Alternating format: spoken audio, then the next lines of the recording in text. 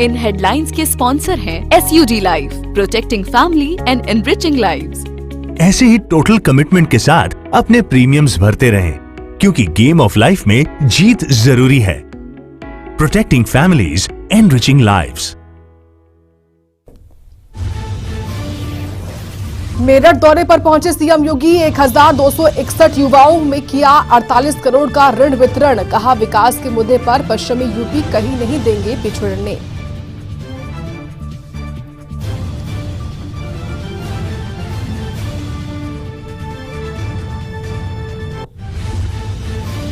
CM योगी ने दिल्ली में PM Modi से की मुलाकात। कई अहम मुद्दों पर हुई चर्चा। यूपी बीजेपी प्रदेश अध्यक्ष और मंत्रिमंडल विस्तार पर अटकलें तेज।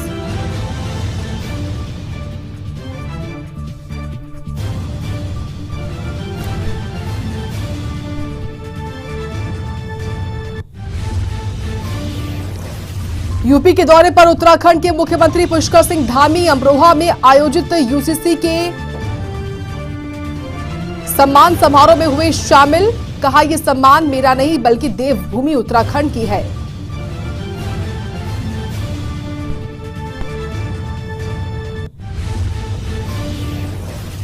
लखनऊ के बख्शी का तालाब थाना क्षेत्र में महिला का मिला शव, परिजनों ने लगाया हत्या का आरोप। मामले की जांच में जुटी पुलिस।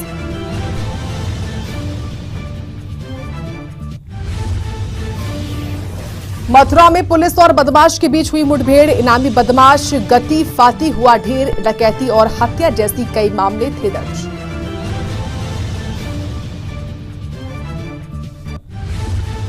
गाजियाबाद के पेट्रोल पंप पर हुई जमकर मारपीट। दबंगों ने की पेट्रोल पंप कर्मचारी की पिटाई। मामले की जांच में जुटी पुलिस।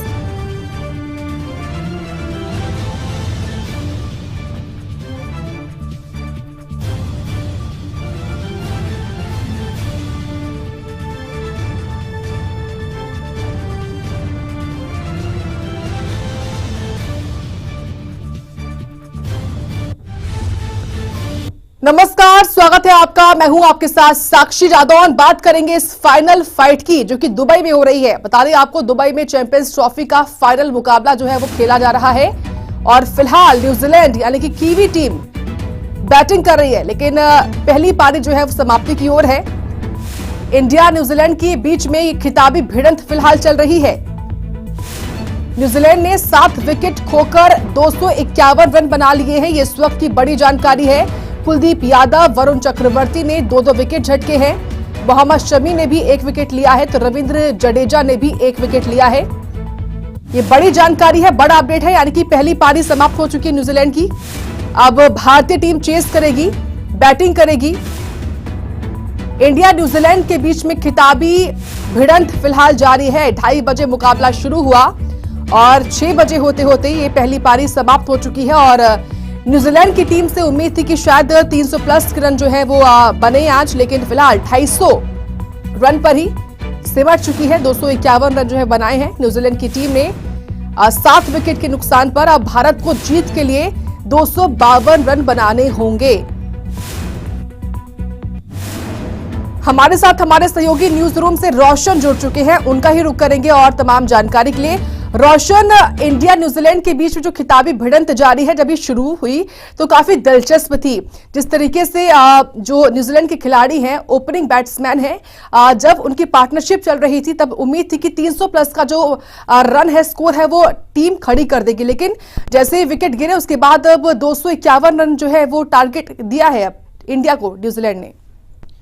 252 रनों का टारगेट, यानी कि भारत अपना तीसरा चैंपियंस ट्रॉफी का टाइटल जीतने के लिए 252 रन बनाने हैं और बहुत आसानी से भारत इसको चेस कर सकता है। क्योंकि अगर भारतीय टीम में देखें 1 से लेकर 11 तक सभी मैच विनर खिलाड़ी हैं। अब जो नीचे के खिलाड़ी हैं, यानी कि जो निचले बल्लेबाजी करते हैं, खासतौर पर गेंदबाज कुलदीप यादव हो, अक्षर पटेल हो या फिर मोहम्मद शमी भी हो, इन्होंने बहुत बढ़िया प्रदर्शन किया, बहुत अच्छी गेंदबाजी करी। न्यूजीलैंड स्टार्टिंग में जो थोड़ी सी खतरनाक लग रही थी, थोड़े से सचिन रविंद्रा खतरनाक लग रहे थे, उनके साथ विलियम भी एक पारी को बिठा तो रहे थे, लेकिन वहां से भारतीय टीम ने उन नेस्ता नाबूद कर दिया उनको और पूरी तरीके से उस पार्टनरशिप को तोड़ा। अब बस शर्तें की होगी कि रोहित शर्मा आप आइए, बल्लेबाजी कीजिए और उसी अंदाज में बल्लेबाजी कीजिए जिस अंदाज में आप अभी तक करते आए हैं, यानी कि भारतीय टीम को उसी तरीके से खेलना है जिस तरीके से अभी तक ग्रुप मुकाबले में खेलते आई है। बस थोड़ी सी जो गलतियां होती है, बुनियादी गलतियां, जहां पर रोहित शर्मा अटैक करने के मोड में जब ओवर में 2 से 3 चौके आ जाते हैं, 100 छक्के आते हैं, तो इससे ज्यादा लालच में ना आइए और मुकाबला आपके हाथ में है। और भारतीय टीम पहली ऐसी टीम बनने वाली है चैंपियंस ट्रॉफी के इतिहास में जो कि तीसरा अपना टाइटल जीतने जा रही है। बिल्कुल। और देखिए रोशन, जैसे ही विल यंग और रचित रविंद्र की पार्टनरशिप टूटी उसके बाद ही न्यूजीलैंड के जो विकेट है वो एकाएक गिरे। मैं आपसे समझना ये चाहूंगी रोशन, जो ये दुबई का स्टेडियम है, जो पिच यहाँ पर जहाँ पर मुकाबला हो रहा है, यहाँ पर एक चीज गौर करने वाली रही कि जो स्पिनर्स थे भारतीय टीम के वो ज्यादा जो है विकेट लेने में कामयाब रहे मुकाबले मोहम्मद शमी के। जी हाँ, और जिस तरीके से यहाँ पर स्पिनर्स ने विकेट चटकाई है, भारत को भी सतर्क रहना होगा क्योंकि सामने जो उनके कप्तान है मिचेल सैंटनर, स्पिनर हैं और बहुत बेहतरीन अभी तक उन्होंने गेंदबाजी करी है। उसी के साथ साथ ग्लेन फिलिप्स वहां पर मौजूद होंगे जो कि पार्ट टाइमर गेंदबाज जरूर है पर भारत के सामने अमूमन ज्यादा ओवरों की गेंदबाजी करते हैं। क्योंकि आप टेस्ट सीरीज देखिए जहां पर न्यूजीलैंड ने भारतीय टीम का दौरा किया था, वहां पर भी ग्लेन फिलिप्स ने कई सारे ओवर्स डाले थे, तो ग्लेन फिलिप्स एक ऐसे गेंदबाज बन के उभरेंगे। उसके साथ साथ डैरिल मिचेल, जिसके बारे में हमने पहले शो में भी बात करी थी कि डैरिल मिचेल इकलौते ऐसे बल्लेबाज हैं जो कि रचिन रविंद्रा से खतरनाक बल्लेबाजी यहां पर कर सकते हैं और उसी तरीके का उन्होंने काम करा। अब 63 रनों की पारी तो खेल दिया डैरिल मिचेल ने, अब थोड़ी सी गेंदबाजी भी कर सकते हैं क्योंकि इनके हाथों में जो कला है, गेंद को घुमाते भी हैं। और चेन्नई के खेमे में थे आईपीएल में, तो वहां से भारतीय मूल की और जो इस तरह की पिछे होती हैं उसको समझना आसानी से जानते हैं। तो भारत के लिए भी बहुत आसान नहीं होने वाला है। सामने कप्तान मिचेल सैंटनर होंगे, उनके साथ डैरिल मिचेल होंगे, ग्लेन फिलिप्स वहां पर होंगे, तो भारत के लिए परेशानियां और होने वाली है। साथ साथ विलियम और रुके भी होंगे। और अगर तेज गेंदबाजों की बात करें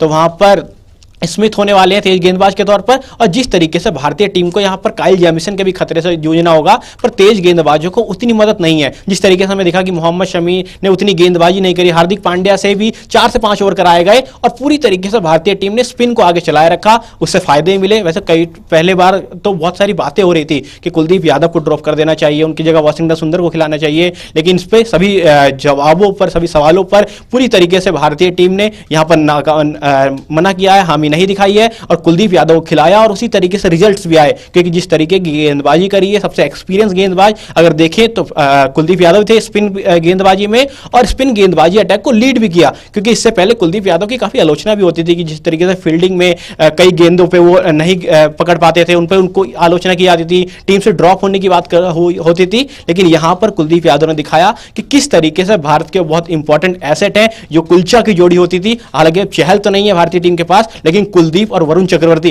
यानी कि चाह इधर का कुलदीप का जो कुलदीप है और यहां पर चक्रवर्ती का जो चाह है, तो कुलचा एक और बन के निकला है, कुलदीप और चक्रवर्ती। बिल्कुल रोशन, रविंद्र जडेजा, कुलदीप यादव और वरुण चक्रवर्ती जो स्पिनर रहे, स्पिन अटैक की वजह से ही एक विकेट जो है वो भारतीय टीम के गिरे। फिलहाल आपका बहुत धन्यवाद तमाम जानकारी और अपडेट इस फाइनल फाइट से जुड़ी हुई हमको देने के लिए। अब खबरों में आगे बढ़ेंगे, बात करते हैं यूपी की खबरों की। मेरठ में सीएम योगी ने, अब बता दें आपको, 1261 युवाओं में 48 करोड़ का ऋण बांटा है। इससे पहले सीएम योगी ने निर्माणाधीन मेजर ध्यानचंद स्पोर्ट्स यूनिवर्सिटी का निरीक्षण भी किया। पूरी खबर रिपोर्ट में देखिए।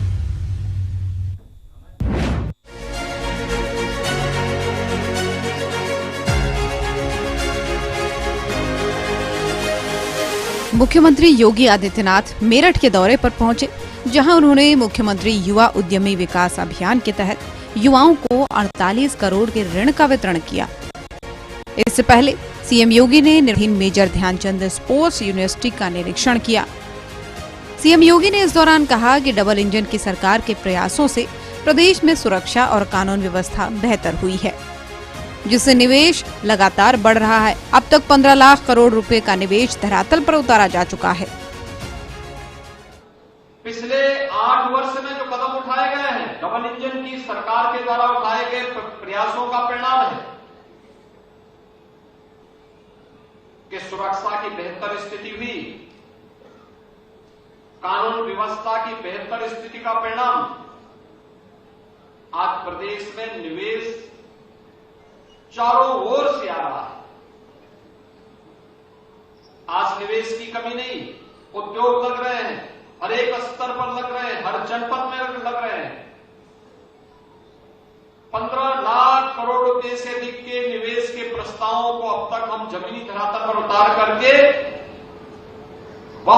उद्योग ने प्रोडक्शन प्रारंभ किया है और 60 लाख से अधिक युवाओं को अब तक हम इन उद्योगों में सीधे नौकरी दे चुके हैं।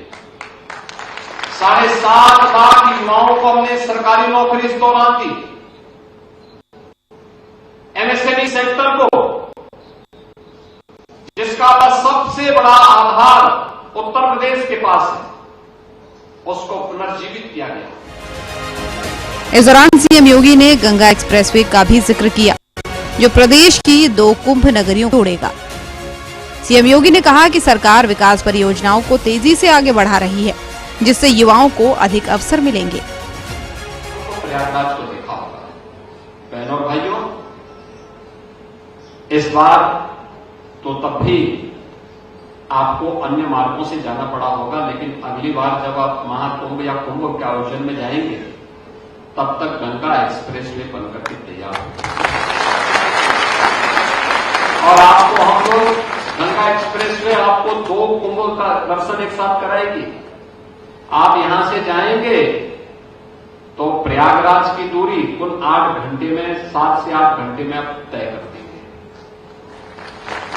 मेरठ से बैठे सुबह और 8 घंटे में प्रयागराज संगम में डुबकी लगाई, बड़े हनुमान जी का दर्शन किया और फिर वहां से सीधे मेरठ वापस। यानी सुबह गए, देर शाम तक वापस। और हरिद्वार जाना हो तो गंगा एक्सप्रेसवे को हरिद्वार तक लेके जाएंगे।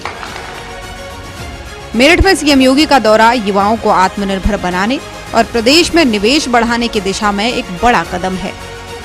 ऋण वितरण से युवा उद्यमियों को अपने व्यवसाय बढ़ाने में मदद मिलेगी। साथ ही प्रदेश में हो रहे निवेश से रोजगार के नए अवसर भी बनेंगे। ब्यूरो रिपोर्ट, सूर्या समाचार।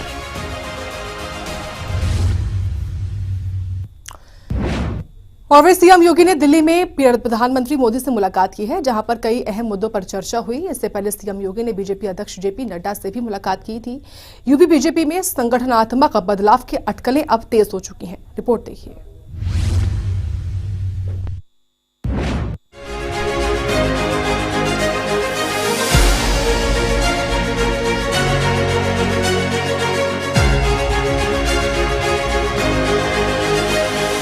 यूपी के मुख्यमंत्री योगी आदित्यनाथ ने दिल्ली में प्रधानमंत्री आवास पर पीएम नरेंद्र मोदी से मुलाकात की। महाकुंभ के आयोजन और समापन के बाद दोनों नेताओं के बीच ये पहली बैठक थी। बताया जा रहा है कि इस दौरान कई अहम मुद्दों पर चर्चा हुई। इससे पहले सीएम योगी ने बीजेपी के राष्ट्रीय अध्यक्ष जेपी नड्डा से भी मुलाकात की।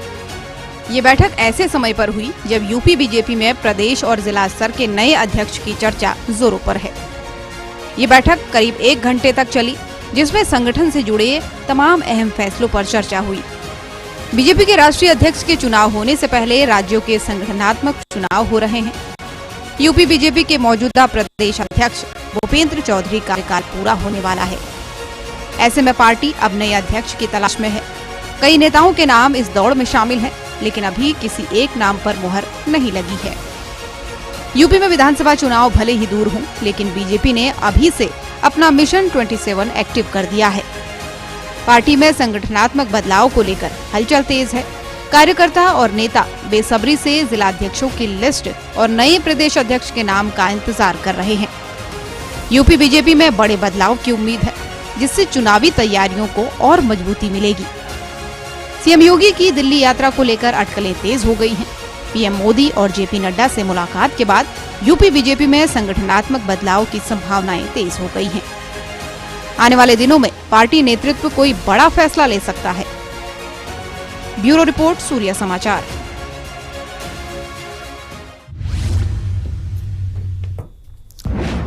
और वह यूपी के दौरे पर पहुंचे उत्तराखंड के मुख्यमंत्री पुष्कर सिंह धामी अमरोहा में आयोजित यूसीसी के एक सम्मान समारोह में वो शामिल हुए हैं।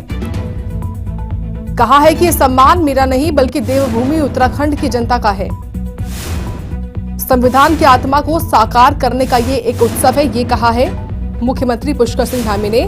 तो यूपी के दौरे पर है, यूपी में भी खासतौर से अमरोहा वो पहुंचते हैं और कार्यक्रम में शामिल होते। तो दरअसल ये यूसीसी के क्रियान्वयन सम्मान समारोह था, जिसमें शामिल हुए हैं मुख्यमंत्री पुष्कर सिंह धामी।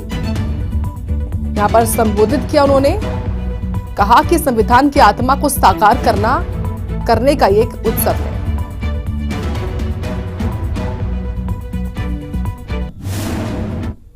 भाइयों बहनों, उसी प्रकार देवभूमि उत्तराखंड से निकली हुई ये समान नागरिक संहिता की गंगोत्री भी आने वाले समय में पूरे देश को लाभ देगी और ये समृद्ध धारा देश के दूसरे राज्यों को भी इस दिशा में आगे बढ़ने के लिए प्रेरित करेगी।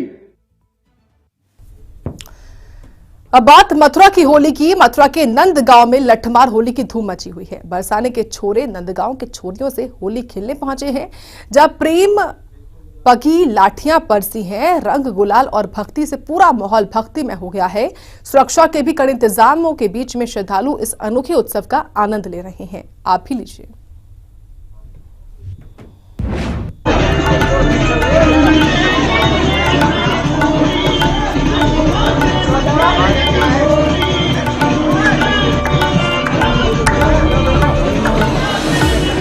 मथुरा और वृंदावन की होली देश भर में मशहूर है, लेकिन अगर ब्रज की होली की बात की जाए तो सबसे खास होती है बरसाना और नंदगांव की लठमार होली।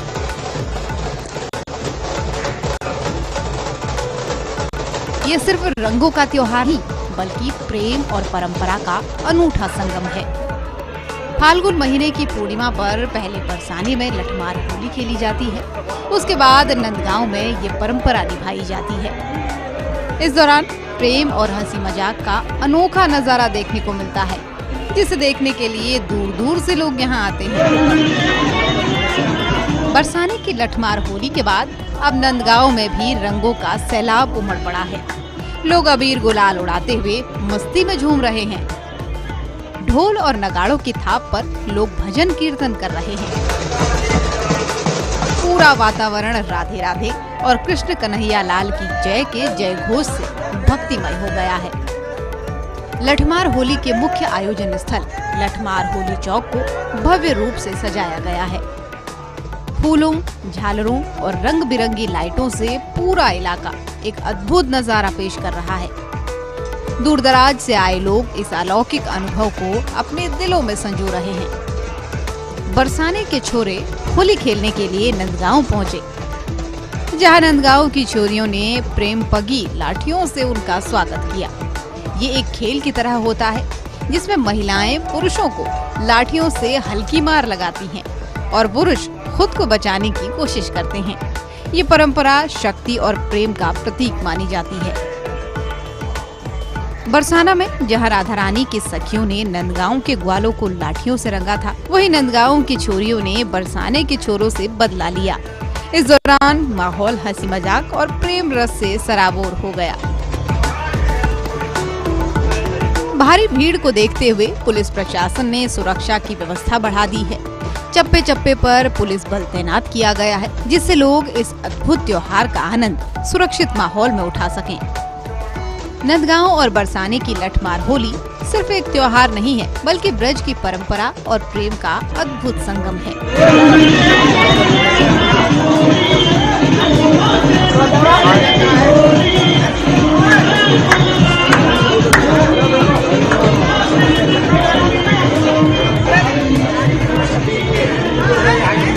ये उत्सव दुनिया भर में फेमस है, जिसमें लोग सिर्फ रंग ही नहीं, बल्कि भक्ति, आनंद और सांस्कृतिक परंपराओं को भी महसूस करते हैं। इस अनूठे त्योहार का हिस्सा बनकर हर कोई खुद को भाग्यशाली मानता है। ब्यूरो रिपोर्ट, सूर्य समाचार।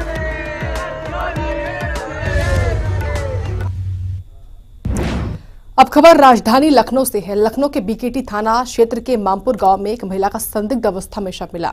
इलाके में हड़कंप मच गया। परिजनों ने हत्या की आशंका प्रकट की है। फिलहाल पुलिस ने शव कब्जे में लेकर मामले की तफ्तीश शुरू कर दी है।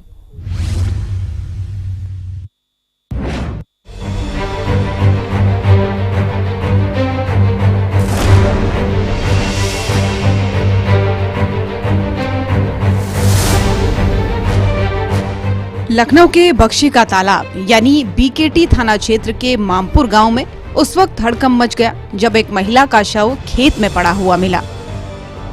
शव की हालत देखकर लोगों के होश उड़ गए। देखते ही देखते मौके पर लोगों की भीड़ जमा हो गई। मृतक महिला की पहचान मामपुर गांव की रहने वाली रंजना के रूप में हुई है। बताया जा रहा है कि शव कई दिन पुराना है, जिससे इलाके में सनसनी फैल गई। परिजनों को जब इस घटना की जानकारी मिली, उनका रो रो कर बुरा हाल हो गया। परिजनों ने आरोप लगाया कि रंजना की हत्या कर शव को खेत में फेंक दिया गया है। पुलिस ने घटनास्थल पर पहुंचकर शव को कब्जे में लिया और जांच शुरू कर दी। अब देखना ये होगा कि पोस्टमार्टम रिपोर्ट और जांच में क्या सामने आता है। फिलहाल पुलिस हर पहलू से जांच कर रही है, जिससे सच सामने आ सके। ये मामला हत्या का हो सकता है, क्योंकि शव कई दिनों पुराना है और परिजनों ने भी हत्या की आशंका जताई है। पुलिस की जांच और पोस्टमार्टम रिपोर्ट से ही सच्चाई का पता चलेगा, लेकिन इस घटना ने इलाके में डर और चिंता का माहौल बना दिया है। ब्यूरो रिपोर्ट, सूर्य समाचार। और वहीं गाजियाबाद के अंकुर विहार में पुलिस को बड़ी सफलता मिली है। ताला तोड़कर चोरी करने वाला शातिर चोर शाहनवाज गिरफ्तार हुआ है। आरोपी नशे का लती होने की वजह से चोरी की वारदातों को अंजाम दिया करता था। रिपोर्ट में देखिए पूरी खबर।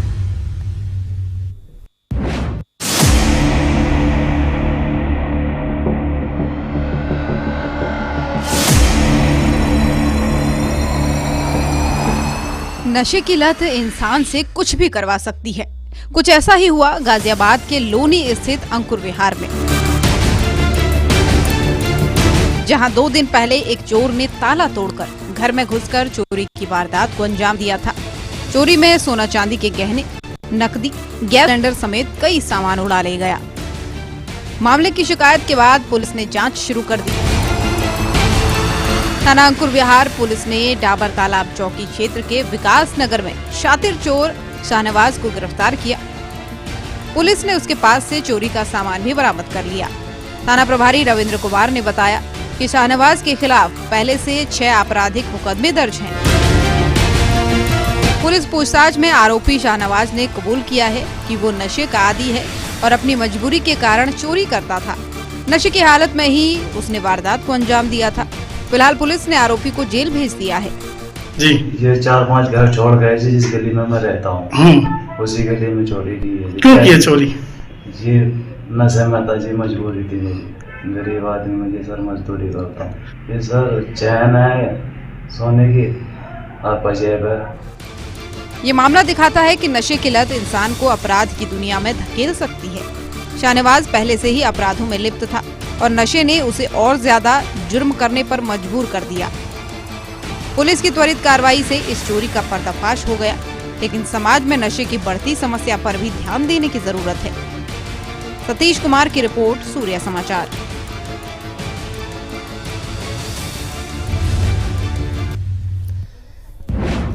और वहीं गाजियाबाद के थाना ट्रॉनिका सिटी से एक मारपिटाई का मामला आया है, जिसमें कई युवकों ने एक युवक की जमकर पिटाई की है। क्या है इस मारपिटाई की वजह और पुलिस ने इस बार पर क्या की है कार्रवाई, देखिए इस रिपोर्ट में।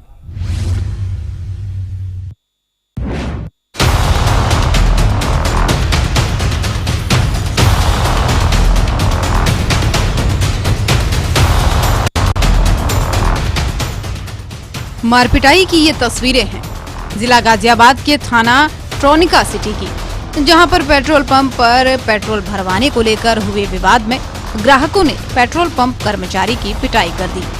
घटना पेट्रोल पंप के सीसीटीवी कैमरे में कैद हो गई।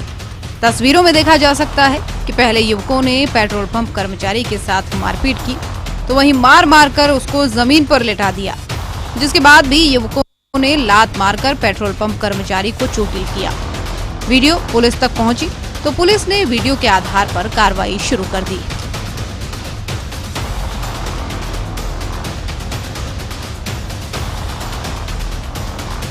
के माध्यम से पेट्रोल पंप पर हुई मारपिटाई से संबंधित एक वायरल वीडियो के संदर्भ में तथ्य इस प्रकार है कि कल दिनांक 8/3/25 की देर रात्रि को थाना ट्रोनिका सिटी की चौकी पुस्ता क्षेत्र स्थित एक पेट्रोल पंप पर तेल भराने को लेकर बहस होने के उपरांत पेट्रोल पंप कर्मी के साथ मारपिटाई हुई, जिस संदर्भ में तहरीर प्राप्त कर थाना ट्रोनिका सिटी पर सुसंगत धाराओं में अभियोग पंजीकृत किया गया। वीडियो फुटेज के आधार पर अभियुक्तों को चिन्हित करते हुए गिरफ्तारी हेतु सार्थक प्रयास किए जा रहे हैं। अग्रिम विधिक कार्रवाई प्रचलित है। पुलिस ने मामले में तत्काल कार्रवाई करते हुए आरोपियों के खिलाफ मुकदमा दर्ज कर लिया है, जिसके बाद सीसीटीवी फुटेज और मैनुअल इंटेलिजेंस की मदद से आरोपियों की पहचान कर उन्हें पकड़ने की कोशिश की जा रही है। गाजियाबाद से सतीश कुमार की रिपोर्ट, सूर्या समाचार।